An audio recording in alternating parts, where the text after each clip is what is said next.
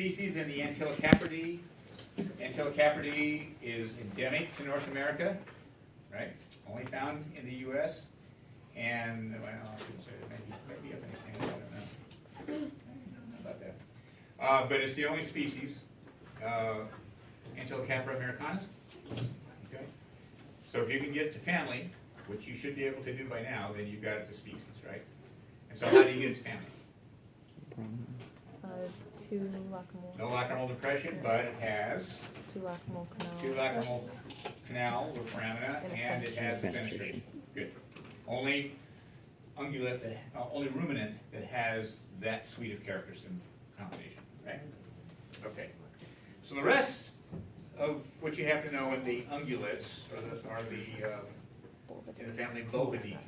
And so the Bovidae have any combination of the rostra or the fenestration, depression, and the canals that aren't found in those other two, right? We did that by eliminating everything else. So you've got two species that have sort of narrow faces. You've got two that have broader faces or broader frontal areas. So you can separate the sheep, I'm putting goats and sheep, together with the cattle, okay? You can separate those two. So bighorn, I would be disappointed if you misidentified a bighorn sheep, because they're pretty obvious, right? These massive racks. And the females have horns too. The thing to keep in mind is the color of these is brown, and they've got these little ring-like crenulations, angulations, whatever term you want to use, but there's this series of rings, and you can actually age these things with those.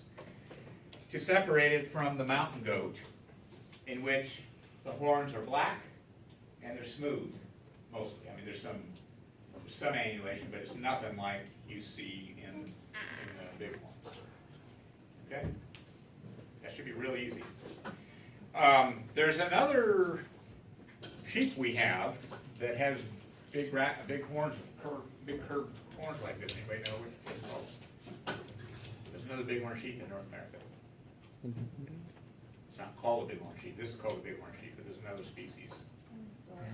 Yeah, Dall sheep, which is more of a high mountain critter. It's a little more slender, and the rack isn't as massive, but there is another sheep. Are those ones you find in Colorado areas, I'd have to look at their range. They're definitely, I believe they are in the Rockies, and up in British Columbia, I know. But I don't know the range exactly. Okay. Body form should be, you ought to be able to get it from a picture because of the rack and everything. It should be pretty straightforward. Anybody not know what a mountain goat looks like? You know, mountain goats, they got these amazing, they're right there. Got these amazing feet that actually kind of, when they, it's sort of softer in the middle, but really hard on the outside. When they press their weight down on rock, it functionally is kind of like a suction cup. I mean, it's not really a suction cup, but it compresses in the middle, and that helps them better purchase. I mean, you've all seen some of these images, these things, you just wonder, how do they do that? And you do. Okay. Dall sheep is northern British Columbia up into Alaska. Okay, so it is just British. I knew they were in British Columbia, but not into the Rockies. Okay, thank you. All right. So the cattle. How are you going to tell Bos taurus, which is the domestic cattle, from Bos bison, which is the American buffalo? Premax. And what does what and which? Okay, the premax articulates with the nasal in Bos taurus, correct? The bison does not. It does not do that in the bison. So in Bos bison, the premaxilla does not articulate with the nasal. That's super, super good. What about you could use a horn character too. How would you describe the horns?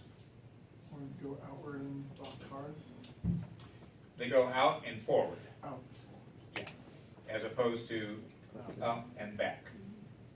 Or up and back, I should say. Yeah. Right? So that'll work pretty well. Okay. Any questions about the land animals here?